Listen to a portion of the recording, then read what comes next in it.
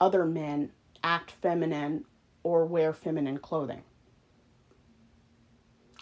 Men don't like femininity.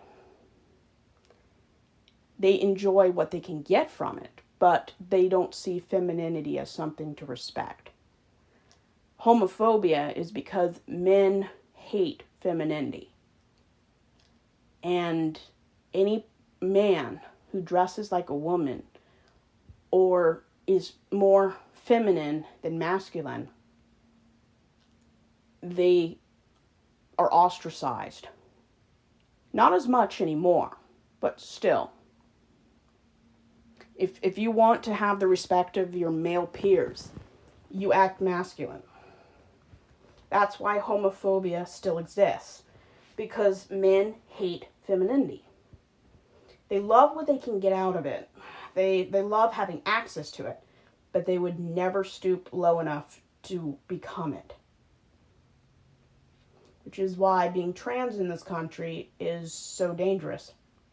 It shouldn't be, but it is. And I used to live in Florida, which is the most dangerous place for the trans community to exist. Because any state that isn't blue has the highest crime, the lowest quality of life, the highest prices, and the most violence and homicide against women and minorities. There's a reason why the top 10 places for LGBTQIA plus people, women, and minorities, they're all blue states. And 8 of them are on the East Coast, except for Colorado and California. The other 8 of the best states to live in are all Democratic states way up near New York. Because the more religious you are, the least progressive you are. And if you live in a state with the death penalty, you're probably in the top 10 states with the highest homicide. And when men are threatened by femininity, you have a problem. Because if you go to the Webster's Dictionary and look up certain words, it's always about men.